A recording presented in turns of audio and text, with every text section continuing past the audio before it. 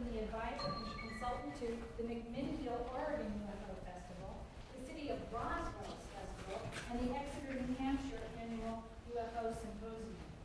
Peter continues to write for numerous publications and websites, and it's just a real pleasure for me to be able to call Peter a friend, to be able to know I can pick up the phone and he'll give me his bottom line take on something that's going around in the news and the media. And he's an excellent master of ceremonies. That's why I asked him to come here today to introduce our speakers and to act as a moderator for the later in the day. So please join me in giving a warm welcome to Peter.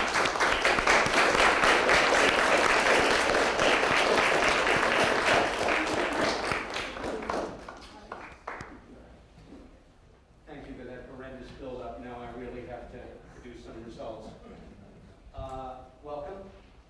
So good to have you all here today, and it's wonderful to be back speaking for Pennsylvania MUFON on this gorgeous day when many of us might prefer to be outside doing something physical instead of exercising our brains.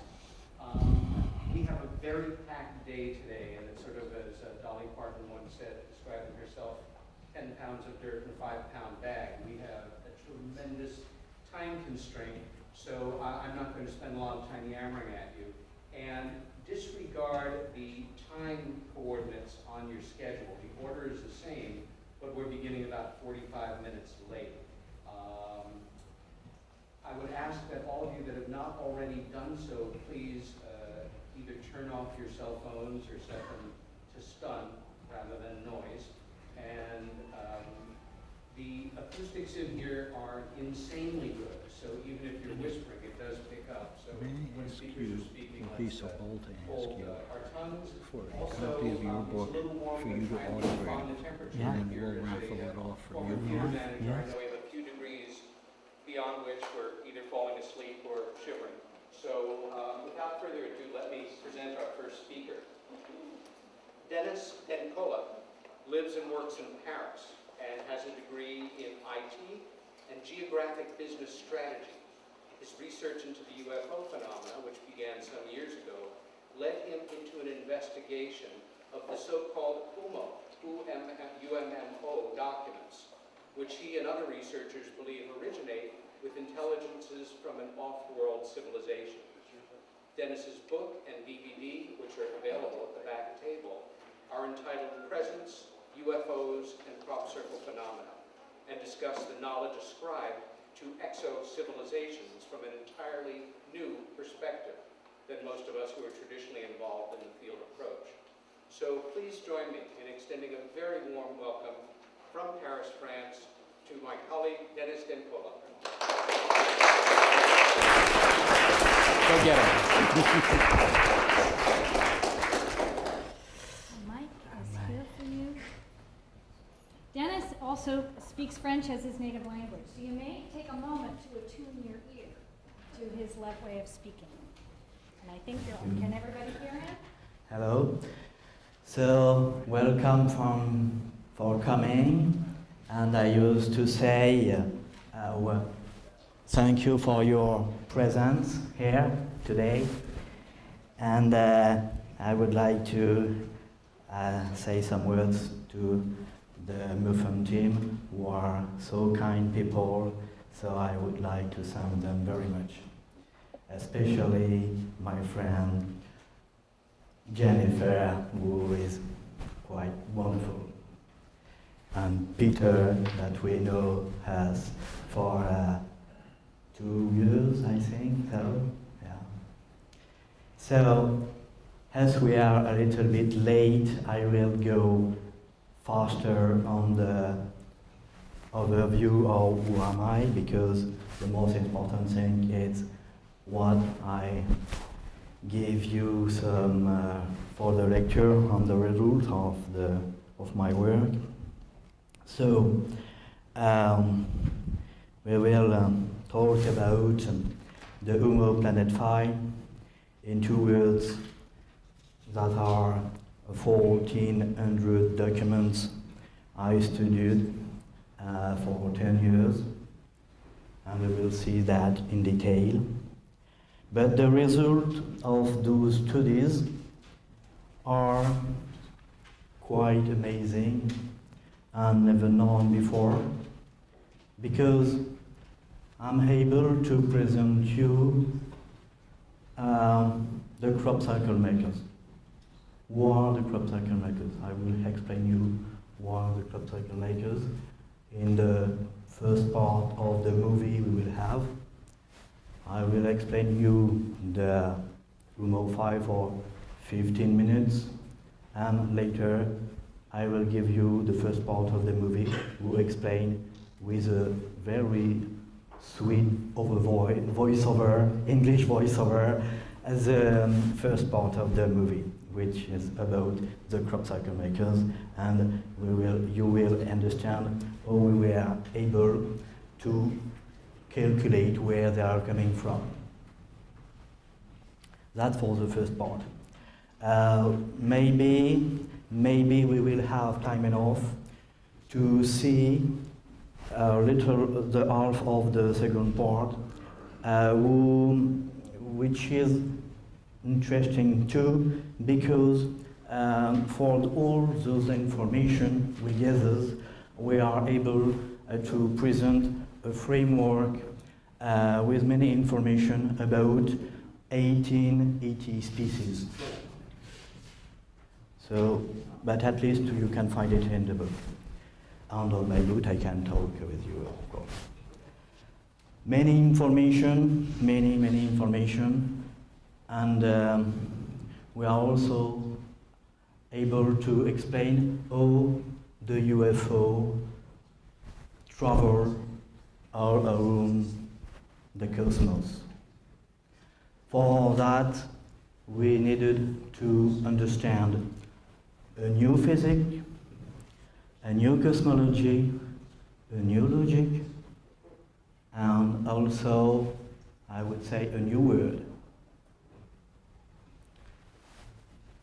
And in those letters, I will show you in a few minutes what are they looking like.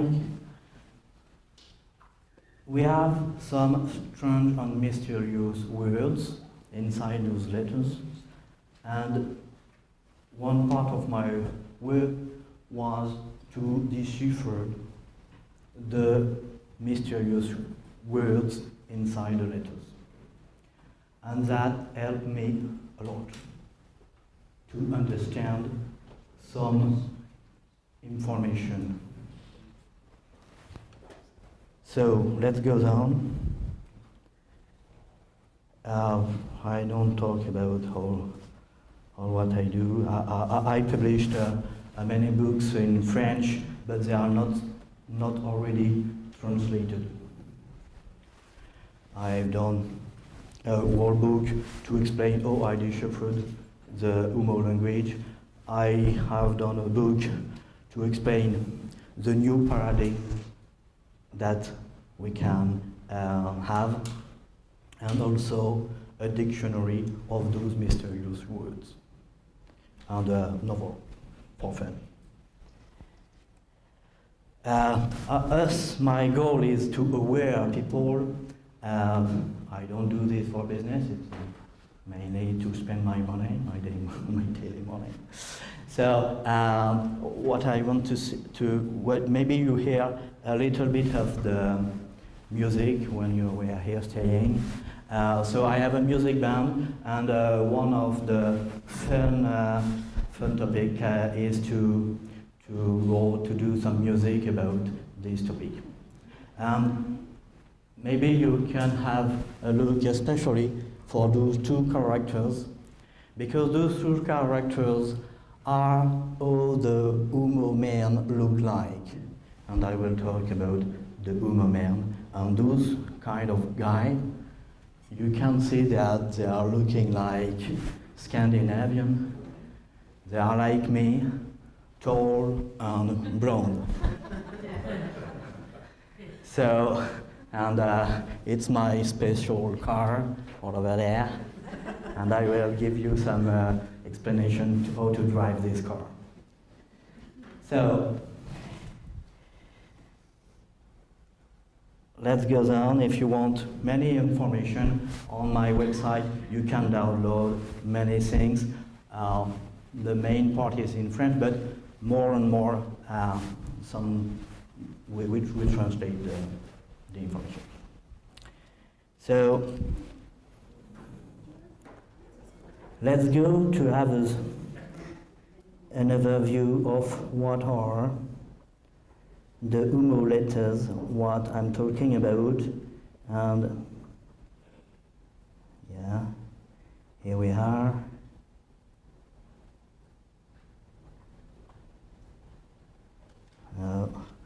It's well, I will be back. Sometimes the player don't work. So you can see the original. I put a little bit music. So you can see an original letter. What we are talking about is fine. And what is amazing, it's that experiment. We are talking about an experiment for 60 years. During 60 years, the experiment is still going on. We received a letter last year. What it's about letters, like you can see, and those letters have been sent to many scientists all over the world, especially in Europe. And we gathered the letter in Europe, not until now in America, and neither in Russia or Asia, unfortunately. But at least we have many letters from Europe, and we gathered 1,400 letters until now. Those letters have been sent to many various people, many various scientists. Those letters talk about many scientist topics. They can talk about volcanoes, so if they talk about volcanoes, they will send them to a guy who is a volcanologist. If they wrote about mathematics, they will send the letter to a mathematician, and so on. And what they do, they cross over the direction for the written letters to be sure that they are not lost. They send many copies to, if they do some report on mathematics or biology, so they send the same letter to 4, 5, or 6 biologists, and they put on the letter the return address of the other one. So they always are sure that they get the letter. Or sometimes they call each once to say what's the letter, what is about this. Most of the scientists put the letters at the litter bin, at the trash. Some UFO people have received also this kind of letters, and they also put the letter at the trash. So we are lucky because we get some copy of those one, and we are able to study them. So we will talk a little bit about these more in detail.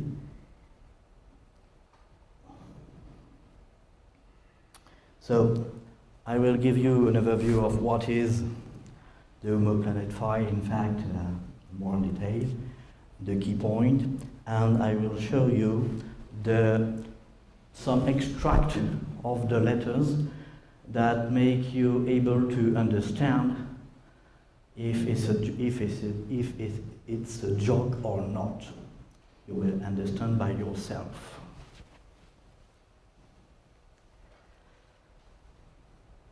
So, the first letters have been sent in 40 years ago, but they were here before, just for looking for the key point. Where are the key point? I lost the key point. No, they are here for sure. Yeah. Okay. The beginning was a story about the 1948, on the UMMO planet, they received a signal, an electromagnetic signal, which is coming from the first experimentation we have done on Earth. We have done such experiment on Earth around the 30s. So 40 years after they get the signal, because they are 40 light years away. On March 1950, they landed for the first time in the south of France. A very small village around the moon, not a lot of people. It's 5 years after the war. So many events happen around this landing, and I give the detail in the book. Just something I would like to tell. When those guys landed, they built a base on the ground quickly in the night, and in the morning they began to explore around. They go down to the hill, and in a field they saw some animals, some strange animals, and they say moo. But they are not very dangerous, so they follow the trail, and on the trail they met a guy, a cowboy, a children 10 years old. The children look at them not comfortable because they are strangers. Remember what they look like?